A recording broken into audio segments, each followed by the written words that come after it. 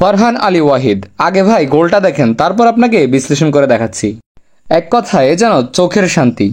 কি অসাধারণ ফিনিশিং। তবে ভাবতে পারেন এটা খুব সাধারণ গোল, এসেছে শট নিয়েছে গোল হয়েছে, খুব সহজ, কিন্তু আসলে এমনটা নয়।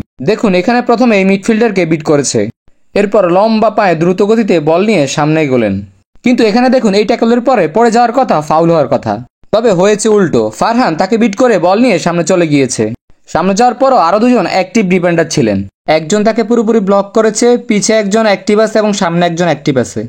নর্মালি ফারহান এখানে গোলবারের ডান পাশ টার্গেট করার কথা, অথবা এই প্লেয়ারের কাছে পাস দেওয়ার কথা। পাস দিলে অবশ্য তিনি চারদিক থেকে ব্লক করা। একটা জিনিস খেয়াল করুন, গোলকিপারের মুভমেন্টও হচ্ছে ডান দিকে। গোলকিপার বুঝেছেন যে তিনি ডান পাশে শট নেবেন, তাই গোলকিপার আগে থেকে ডান পাশে অ্যাক্টিভ হওয়া শুরু করেছেন এবং সেটা ফারহান আলী ওয়াহিদও খুব ভালোভাবেই খেয়াল করেছেন।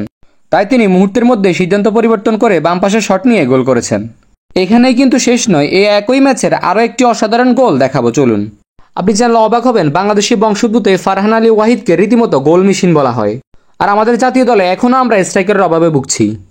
দেখুন ফারহান আলী ওয়াহিদের ওই একই ম্যাচের আরও একটি চোখ দাদানো দূরপাল্লা শটের গোল। ফারহান আলী ওয়াহিদের এসব অসাধারণ গোল দেখে আপনি নিশ্চিতভাবে তার পায়ের জাদুতে মুগ্ধ হতে বাধ্য হবেন। এই গোলটাতে হয়েছিল কি, চলুন একটু দেখাই। এখানে বল বিপক্ষ দলের খেলোয়াড়ের পায়ে। ফারহানের দলের একজন খেলোয়াড়ের হালকা প্রেসারে বিপক্ষ দলের খেলোয়াড় বলটা হালকা মিস করেন।